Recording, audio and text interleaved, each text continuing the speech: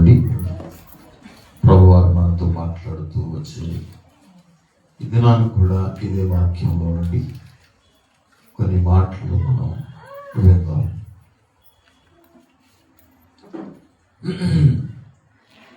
గత రాత్రి ఇదే వాక్యంలో వెంకటాపురంలో ఒక 20 నిమిషాల్లో అదంతా చెప్పేస్తున్నా. కానీ 2 వారాలు చెప్తున్నా కూడా ఇంకా ఎంతో వాక్యంలో దాగి ఉంది. ఆ దినమందు 7 స్త్రీలు, 7 అనే సంఖ్య సంపూర్ణ సంఖ్య,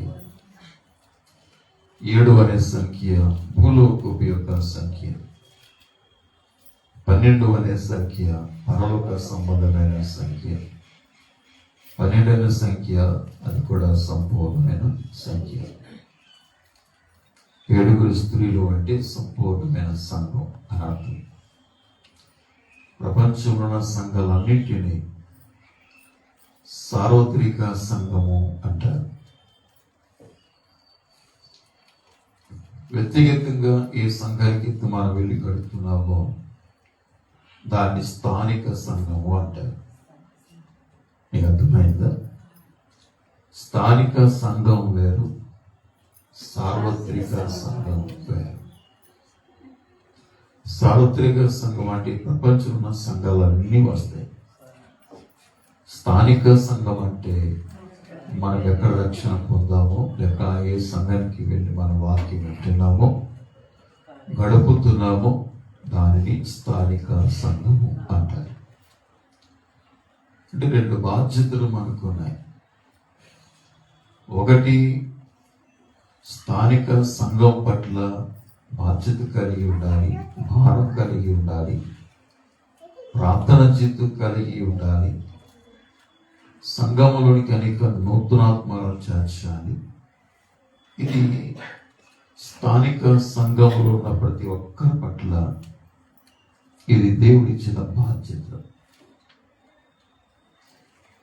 అదే సమయంలో మరొక వైపున నీవు సార్వత్రిక సంఘం పట్ల కూడాను బాధ్యత కలిగి ఉండాలి. 26వ తారీఖున పాడేరు ప్రాంతంలో దేవుని సేవకులు క్రిస్మస్ ఆరాధన చేస్తున్నారు. ఆయన ఒక నెల కిందటనే చెప్పారు, ఎందుకు వెళ్ళాలి అక్కడికి నేను? అది సార్వత్రిక సంఘం. పైనాపిల్ కాలనీలో 23వ తారీఖున ఒక ప్రత్యేక క్రిస్మస్ ఆరాధన ఏర్పాటు చేస్తున్నామని చెప్పారు జాన్ బ్రదర్ సేవకులు. అది ఎందుకు వెళ్ళాలి అంటే, అది ఒకవైపున స్థానిక సంఘానికి నేను న్యాయం చేయాలి, వాక్యం ప్రకటించాలి. అదే సమయంలో సార్వత్రిక సంఘం పట్ల కూడా నేను బాధ్యత కలిగి ఉన్నాను. దేవుని స్తోత్రం. 2 బాధ్యతలు. నువ్వు స్థానిక సంఘం పట్ల బాధ్యత వహించాలి, సార్వత్రిక సంఘం పట్ల కూడా నువ్వు బాధ్యత కలిగి ఉండాలి.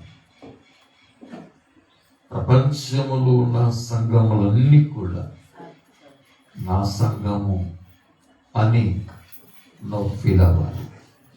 దేవుని స్తోత్రం. అంటే నీకు తెలిసిన ప్రతి దైవజనుడు కొరకు కూడా నువ్వు ప్రభు దగ్గర మోకరించి ప్రభు సన్నిధిలో ప్రార్థించాలి. నేను ఏ సంఘములకైతే వెళ్ళి వాక్యం చెప్తున్నానో ఆ సంఘములన్నిటినీ ప్రభు యొద్దకు తీసుకొచ్చి బాధ్యత నాది. మరలా ప్రభువా మీరు అవకాశం ఇస్తే మరలా వెళ్ళి ఆ స్థలంలో నీ వాక్యాన్ని ప్రకటించగలిగే అవకాశాలు కల్పించండి అని ప్రార్థించవలసిన అవసరత నా మీద ఉంది. దీన్ని సార్వత్రిక సంఘము అంటారు, స్థానిక సంఘము అంటారు. మనం తెలుసుకోవాలి. ఈ 2 కూడా ఇచ్చేస్తారని మనం తెలుసుకోవాలి. దేవుని స్తోత్రం. కాబట్టి ప్రభునందు ప్రియుల, ఇక్కడ 7 స్త్రీలు అంటే సార్వత్రిక సంఘమైనది. ఒకే ఒక పురుషుడు అని రాయబడిన బైబిల్లో ఆ పురుషుడు ప్రత్యేకమైన వాడు. ఆ పురుషుడు పాపం ఎరగిన వాడు. ఆ పురుషునిలో పాపము లేనివాడు. మనకొక శిశువు పుట్టేను, మనకు కుమారుడు అనుగ్రహించబడాడు. లోకములో ఉన్న ప్రపంచంలో ఉన్న ప్రజలందరిని ఉద్దేశించి ప్రవక్త అయినటువంటి యెషయా ఆ కుమారుడిని పరిచయం చేస్తున్నాడు. ఆ కుమారుడే ప్రభువైన క్రీస్తు. దేవునిస్తాం. నీవు నేను జన్మించినట్లుగా జన్మించలా. ప్రతి వ్యక్తి వెనక ఒక తండ్రి ఉంటాడు. చిన్నప్పుడు నాకు తండ్రి తెలియదు కనుక స్కూల్ అడుగుతూ ఉంటే మా తల్లి పేరే చెప్పేవాడిని. మా తండ్రి పేరు చెప్పేవాడు కాదు. వాళ్ళు అడిగేవారు. అప్పుడు తెలుసుకొని మా నాన్నగారి పేరు వెంకట నరసి అని నేను చెప్పేవాడిని. ప్రియులారా, దేవుని బిడ్డలారా, కాబట్టి కానీ ఈ ఒక్క యేసు క్రీస్తు వెనుక తండ్రి లేడు. అలాగని చెప్పి తల్లి కూడా లేదు. ఆయన తల్లికి సంపాదించిన వాడు కాదు, అంతకంటే తండ్రికి సంపాదించిన వాడు కాడు. అందుకే 1000 మంది స్త్రీలలో ఒక్కరిని చూచానుగా, 1000 మంది పురుషులు ఒక్కరిని చూచాను కానీ అంతమంది స్త్రీలలో ఒకరిని చూడదన్నాడు జ్ఞానిన సొలొమోను. అదే సొలొమోను 10,000 మంది పురుషులలో అతన్ని నేను గుర్తించగలను. దేవుని స్తోత్రం. కాబట్టి పిల్లలు 7 స్త్రీలు అంటే మనకు అర్థమైంది. ఆ ఒక్క పురుషుడు అంటే మనకు అర్థమైంది. వాళ్ళు ఏమంటున్నారంటే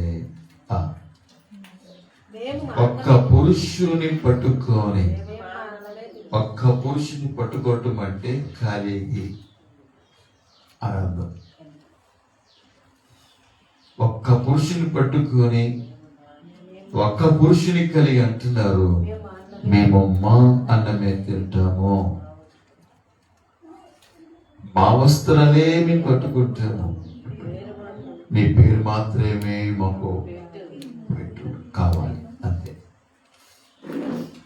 నీ పేరు మాకు కావాలి, మనెందుకు తీసివేయాలి, నీవిచ్చే ఆహారం మాత్రం మాకు వద్దు, నీవిచ్చే వస్త్రాలు కూడా మాకు వద్దు. ఈనాటి సంఘ పరిస్థితి ఇది.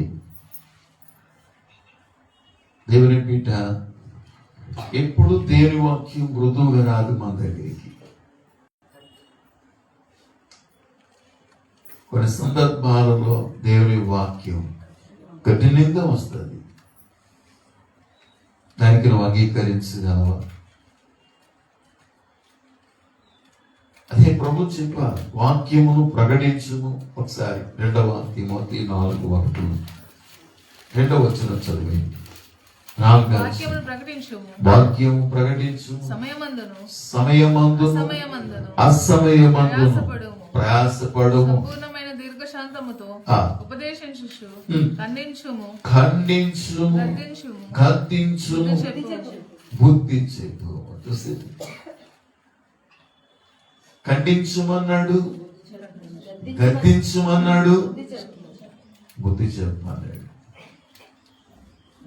దేవుని బిడ్డ, దేవుడు భక్తుడైన యెహెజ్కేలుకు దేవుడు ఈ గ్రంథాన్ని ఇస్తూ ఒక అంశ పెట్టాడు. దేవుడు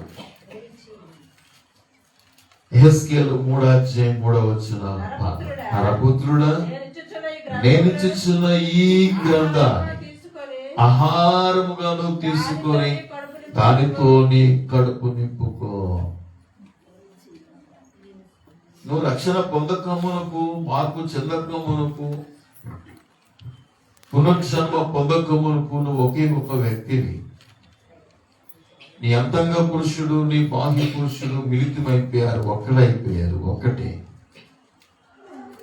కానీ నువ్వు దేవుని సువార్త విన్న తర్వాత, బాప్తిస్మం ద్వారా నువ్వు రక్షణ పొందిన తర్వాత, దేవుని కొరకు లోకం నుండి, పాపం నుండి నువ్వు ప్రత్యేకించబడిన తర్వాత, నీలో ఇద్దరు వ్యక్తులు ఉన్నారు. నీలో ఇద్దరు వ్యక్తులు ఉన్నారు. ఆ ఇద్దరు వ్యక్తులను విభజించాలి, డివైడ్ చేయాలి. ఆ ఇద్దరు వ్యక్తులను ఉద్దేశించి పౌలు అంటాడు, మా బాహ్య పురుషుడు కృషించుచున్నాను, మా అంతరంగ పురుషుడు దినదినము నూతన పరచబడుచున్నాడు అన్నాడు. చదవండి ఒకసారి బాగా. కావున మేము ధైర్యపడం. రెండవ కొరింథీ పత్రిక 4:16. మా బాహ్య పురుషుడు కృషించుచున్న అంతరంగ పురుషుడు. దానికి ఆపోజిట్ మనం జీవితాలి. మన బాహ్య పురుషుడేమో పుష్టిగా ఉంటాడు, మన అంతరంగ పురుషుడేమో క్షీణించిపోతా ఉంటాడు. ఎందుకని చెప్పండి, చెప్పండి ఎందుకని? ఒక్క వారమే పెడుతున్నాను నీ అంతరంగ పురుషుడికి వాక్యం, నీ ఆత్మకు ఆహారం ఒక ఆదివారమే పెడుతున్నావు నీవు. కొందరు ఒక ఆదివారమే కనపడతారు. వెళ్తూ మాస్టర్ గారు గుడ్ బై, మళ్ళీ ఆదివారం కలుసుకుందాం, ప్రభు అవకాశం ఇస్తే అంతే, మళ్ళీ ఆదివారమే వాళ్ళు. ఎవరండి ఒక్క వారమే అలాగే ఆదివారం ఒక్క రోజును పోంచి మరలా ఆదివారం కాలను పోంచి ఎలాగుంటారు? మరి నీ అంతరంగ పురుషుడు నేర్చు రావట్లేదా? నీ అంతరంగ పురుషుడు డల్ అయిపోవట్లేదా? బలహీనం అయిపోవట్లేదా? దేవుని బిడ్డ ఒకసారి ఆలోచించండి. మా బాహ్య పురుషుడు కృషించుచున్నాను. పౌలు తన శరీరం పట్ల అంతగా శ్రద్ధ వహించు. ఎక్కువ ఫాస్టింగ్ తో, ఉపవాసాలతో ఎక్కువగా శరీరాన్ని తన కంట్రోల్ తీసుకోవడానికి మా బాహ్య పురుషుడు కృషించిపోతున్నాడు. కానీ మా అంతరంగ పురుషుడు దినదినం నూతన పరచబడుతుంది.